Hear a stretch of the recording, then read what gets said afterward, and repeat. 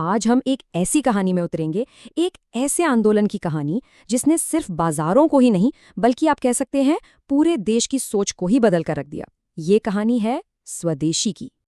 तो सवाल ये उठता है कि कैसे कैसे स्थानीय सामान खरीदने की एक सीधी सादी सी अपील भारत में ब्रिटिश साम्राज्य के लिए पहला सबसे बड़ा संगठित खतरा बन गई।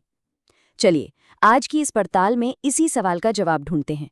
देखते हैं कि कैसे एक छोटी सी चिंगारी ने पूरे देश में आज़ादी की आग भड़का दी। तो चलिए समय में थोड़ा पीछे चलते हैं। साल है 1905 और जगह है बंगाल। ये वो दौर था जब ब्रिटिश राज के खिलाफ एक बेचैनी सी बढ़ रही थी। हवा में ना एक बड़े बदलाव की आहट साफ महसूस की जा सकती थी। देखिए ये कोई आम लड़ाई तो थी नहीं, तो जाहिर है इसके हथियार भी अलग थे। पहला और सबसे जरूरी हथियार स्वदेशी, मतलब अपने देश में बनी चीजों को अपनाना। और स्वदेशी का जो दूसरा पहलू था वो था एक और जबरदस्त हथियार, बहिष्कार, यानी ब्रिटिश सामानों को पूरी तरह से रिजेक्ट कर देना। लेकिन इन दोनों हथियारों को चलाने वाली असली ताकत क्या थी? वो थी एक गहरी भावना, आत्मशक्ति, मतलब खुद पर, अपनी ताकत पर और अपने देश की क्षमताओं पर पूरा भरोसा करना। तो ठीक है, अब जरा इसमें गहराई से उतरते हैं। देखिए, स्वदेशी आंदोलन की जो शुरुआत हुई थी वो असल में बंगाल में विभाजन विरोधी आंदोलन के तौर पर हुई थी। उस वक्त नेताओं को ये एहसास होने लगा था कि सिर्फ प्रदर्शन करने या बैठकें करने से काम नहीं चलेगा। नहीं, कुछ ज्यादा ठोस, कुछ ज्यादा असरदार करने की जरूरत थी। और जानते हैं वो कदम क्या था? वो था स्वदेशी और बहिष्कार। फिर क्या था? पूरे बंगाल में लोग इकट्ठा हुए और सबने मिलकर स्वदेशी अपनाने की शपथ ली। तो सवाल ये है कि आखिर वो कौन से मुख्य विचार थे जो इस इतने शक्तिशाली आंदोलन को चला रहे थे? तो सबसे पहले बात करते हैं स्वदेशी की। देखिए, स्वदेशी का मतलब सिर्फ ये नहीं था कि विदेशी सामान का बहिष्कार कर दो। नहीं, इसका मतलब था अपने देश में बनी चीजों को अपनाओ। और ऐसा करना एक तरह से देशभक्ति का काम माना गया। ये आर्थिक आत्मनिर्भरता और राजनीतिक विरोध का एक बहुत ही शक्तिशाली मिश्रण था। अब इसमें सबसे दिलचस्प बात क्या है पता है? ये आंदोलन सिर्फ इकोनॉमी या अर्थशास्त्र तक ही सीमित नहीं रहा। इसका असली लक्ष्य था आत्मशक्ति, मतलब देश के लोगों में राष्ट्रीय सम्मान और आत्मविश्वास को जगाना। और ये बात बहुत शानदार ढंग से दिखाती है कि आंदोलन की जड़ें कितनी गहरी थीं। जैसा कि सुरेंद्रनाथ बैनर्जी ने भी कहा था कि ये सिर्फ एक आर्थिक या राजनीतिक आंदोलन नहीं था, बल्कि एक ऐसा व्यापक आंदोलन था जिसने पूरे राष्ट्रीय जीवन पर असर डाला। तो हुआ ये कि इस आंदोलन ने राष्ट्रवाद को, यानी नेशनलिज्म को, सिर्फ किताबों और थ्योरी के दायरे से बाहर निकाला और उसे प्रैक्टिकल पॉलिटिक्स के मैदान में उतार दिया। और इसका असर हर तरफ दिखने लगा था।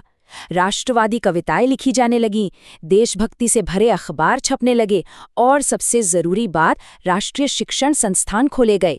यहाँ साहित्यिक, तकनीकी और शारीरिक हर तरह की शिक्षा पर जोर दिया गया। तो एक बहुत ही महत्वपूर्ण बात, इसी आंदोलन के चलते 15 अगस्त 1906 को राष्ट्रीय शिक्षा परिषद की स्थापना हुई। और इसके पहले प्रिंसिपल कौन बने? अरबिंदो घोष। ये शिक्षा के क्षेत्र में आत्मनिर्भरता की तरफ एक बहुत बहुत बड़ा कदम था। अब देखिए, जैसे जैसे ये आंदोलन एक आग की तरह फैल रहा था, ब्रिटिश सरकार की चिंता भी बढ़ने लगी। और फिर उन्होंने अपनी पूरी ताकत झोंक दी इस आंदोलन को कुचलने में। सरकार ने एक के बाद एक सख्त कानून लागू करना शुरू कर दिया। अखबारों पर मुकदमे चलाए गए, पब्लिक मीटिंग्स पर रोक लगा दी गई और बाल गंगाधर तिलक जैसे बड़े बड़े नेताओं को कई कई सालों के लिए जेल भेज दिया गया। सोचिए, 1910 आते आते आंदोलन के ज्यादातर बड़े चेहरे या तो सलाखों के पीछे थे या देश से बाहर। तो सरकार को तो लगा कि भाई आंदोलन को पूरी तरह कुचल दिया गया है। लेकिन क्या सच में ऐसा था? क्या ये आंदोलन हार गया था?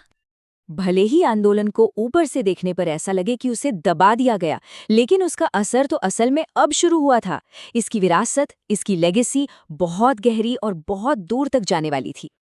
इस आंदोलन का महत्व कितना था, ये महात्मा गांधी के इस एक कथन से बेहतर और कोई नहीं बता सकता।